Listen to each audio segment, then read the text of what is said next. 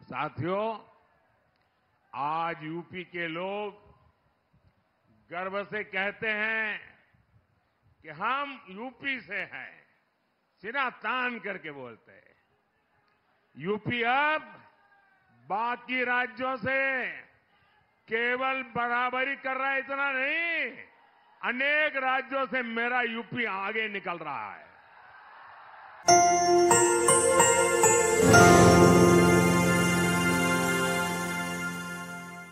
नमस्कार, मी विलास आव्हाड. आपण पाहताय AV9 एक्सप्रेस. मित्रांनो, देशामधलं उत्तर प्रदेश हे सर्वात मोठं भूभाग असलेलं राज्य आणि राजकीय दृष्ट्या विचार केला तर सर्वाधिक लोकसभा सीट असलेलं राज्य. इथं लोकसभेच्या 80 सीट आहे. आता या उत्तर प्रदेशातून अनेक पंतप्रधान इथून गेलेले. उत्तर प्रदेश ज्यांनी जिंकला त्या पार्टीचा पंतप्रधान होतो, हे सत्यविधान आहे. आता या उत्तर प्रदेशच्या सगळ्या गणितावरच काँग्रेस इतक्या दिवस सत्तेवर होती. आता 30 वर्षाच्या पाठीमागे जर गेलो आपण तर उत्तर प्रदेशामध्ये एक हाती सत्ता काँग्रेसची यायची. काँग्रेसच्या इथं 60-70 सीट सुद्धा निवडून यायच्या. आज काँग्रेसची काय अवस्था आहे? उत्तर प्रदेशामध्ये सर्वात जास्त सीट असलेलं किंवा 80 लोकसभा मतदारसंघ असलेल्या काँग्रेसला 80 लोकसभा मतदारसंघ असलेल्या उत्तर प्रदेशमध्ये काँग्रेसचा एक खासदार आहे, सोनिया गांधी. आता तोही विषय संपलाय. आता लोकसभेची निवडणूक सुरू आहे आणि वायनाडमधून राहुल गांधी त्यांच्या स्वतःच्या सीटवर न जाता, म्हणजे अमेठी या सीटवर न जाता, ते माताजींच्या लोकसभा मतदारसंघामध्ये, जे माताजी राजस्थानला पळाले आहे, लोकसभा सोडून राज्यसभेत मागच्या दाराने राज्यसभेत गेले, त्या सीटवर रायबरेलीत जाऊन उभे राहिलेत. असं दाखवण्यासाठी की आमची पार्टी दक्षिणेची पार्टी नाही, उत्तरेची नाही, आम्ही देशात पार्टी काम करतो. पण खरं तर राहुल गांधींना वायनाडच्या लोकसभा सीटवर सुद्धा धोका वाटतोय. कदाचित राहुल गांधींना तिथं आपण जिंकू की नाही हा आत्मविश्वास नसेल, म्हणून वायनाडवरून त्यांनी उत्तर प्रदेशामध्ये येऊन रायबरेलीत उभं राहण्याचा प्रयत्न केलाय. आता आपण या उत्तर प्रदेशामध्ये मागच्या आता 2019 मध्ये समाजवादी आणि मायावतींच्या BSPची युती होती. RLD पण त्यांच्या बरोबर होती. आता समाजवादीला म्हणजेच अखिलेश यादवांना 2019 मध्ये 5 सीट मिळाल्या आणि उत्तर प्रदेशच्या 2-4 वेळा मुख्यमंत्री राहिलेल्या मायावतींना 2014 मध्ये 80 पैकी 1 सीट सुद्धा मिळालं नाही. तेव्हा ते अलग अलग लढले होते. पण 2019 मध्ये मायावती आणि अखिलेश यांनी युती केली. त्यांच्या बरोबर RLD पण होती. RLDला 2 जागा त्यांनी सोडल्या होत्या. जैन सिंग आणि अजय सिंग या दोन्ही जागा त्या पडल्या. पण समाजवादीला 5 सीट मिळाले, ते पण फक्त परिवारातले. आणि बहुजन समाज पार्टीला 10 सीट मिळाले. आता समाजवादीला 2014 मध्ये सुद्धा 5च सीट मिळाल्या होत्या आणि BSPला म्हणजेच मायावतींना इथं 0 सीट मिळाल्या होत्या. आजची परिस्थिती 2024 ची काय? मायावतींनी कोणाही बरोबर अलायन्स केलं नाही. मायावती या एकला रे चलो स्वतंत्र लढतात 80 आणि दोन्ही वेळेस म्हणजे 2014 आणि 2019 मध्ये जी RLD जयंत सिंगांची ती RLD आज भारतीय जनता पार्टी बरोबर आहे. आणि 2014 आणि 2019 मध्ये काँग्रेस पण इथं स्वतंत्र लढलं. आज काँग्रेसचे आणि समाजवादी पक्षाचं अलायन्स आहे. RLD त्यांच्या बरोबर नाही, ती भारतीय जनता पार्टी बरोबर आहे. त्याच्यामुळं आणि 2017 मध्ये राहुल गांधी आणि अखिलेश यादव या विधानसभेमध्ये ही 2 लडको की जोडी ही उत्तर प्रदेशने पाहिलेली आहे. अक्षरशः 2 सीट उत्तर प्रदेशमध्ये विधानसभेमध्ये 403 पैकी काँग्रेसला त्यावेळेस मिळाल्या आणि 45 का 43 आमदार समाजवादीचे निवडून आलेत. आणि याचं नेतृत्व काँग्रेसचं नेतृत्व प्रियंका गांधींनी केलं. खरं तर 2009 आपण पाठीमागे गेलो तर 2009 मध्ये याच उत्तर प्रदेशमध्ये काँग्रेसचे 21 खासदार होते, समाजवादीचे सुद्धा भरपूर होते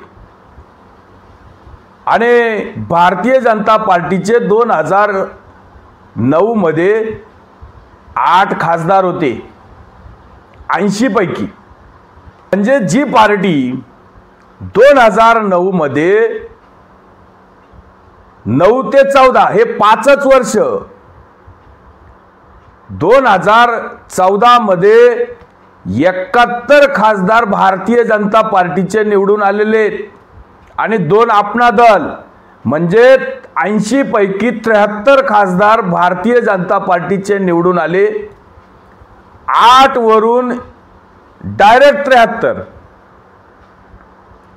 आणि काँग्रेस 21 वरून फक्त 2 5च वर्षामध्ये अमेठी आणि रायबरेली. नंतर 2019 मध्ये अमेठी पण गेली आणि 2012 मध्ये या उत्तर प्रदेशामध्ये विधानसभेत अखिलेश यादवांना फुल मेजॉरिटी बहुमत मिळालं. 225 की 27 जागा उत्तर प्रदेशामध्ये अखिलेश यादवांच्या 403 पैकी होत्या. 2012 मध्ये त्या उत्तर प्रदेशच्या मुख्यमंत्र्यांना आपलं सरकार पूर्ण बहुमताचं उत्तर प्रदेशामध्ये सत्ता असताना लोकसभेमध्ये फक्त 5 जागा 2014 मध्ये मिळतात आणि 4 वेळा मुख्यमंत्री राहिलेल्या मायावतींना 0 जागा मिळतात आणि 21 जागांचं 2009 मध्ये जी काँग्रेस आहे त्या काँग्रेसला 2 जागा मिळतात. याचं कारण फक्त भारतीय जनता पार्टी आणि नरेंद्र मोदींवर असलेला विश्वास. या लोकांनी सत्ता फक्त पैसे कमवण्यासाठी, देशाला लुटण्यासाठी आणि यांना काही घेणं देणं नाही आहे. देशामध्ये गोरगरीब मरतोय का, देशामध्ये आतंकवादी हमले होतात का, पाकिस्तान आपल्याला येऊन मारतोय किती, सेनेचे किंवा मिलिटरीच्या सैनिकांचे अक्षरशः मुंडके खोडून पाकिस्तानमध्ये नेतय. या परिस्थितीचं भान काँग्रेस किंवा ह्या सगळ्या पक्षांना काहीही नव्हतं. मूळतः उत्तर प्रदेशमध्ये त्यावेळेस 2014 मध्ये आपण बघितलं असेल की गुजरातमधून आलेले महामंत्री, भारतीय जनता पार्टीचे त्यावेळेचे महामंत्री, महासचिव अमित शाह, खरं तर गुजरातमध्ये ते गृहराज्यमंत्री होते, जास्त काही परिचित नव्हते, पण पक्षाने त्यांना उत्तर प्रदेशचं प्रभारी बनवलं. आणि मग अमित शहांनी जी काही रणनीती, जातीय सलोखा किंवा जातीय समीकरण 2014च्या उमेदवारांच्या बाबतीत जे बसवलं, अगदी परफेक्ट नियोजन, मायक्रो नियोजन, याच्यामध्ये अमित शहांचं चाणक्य आहे.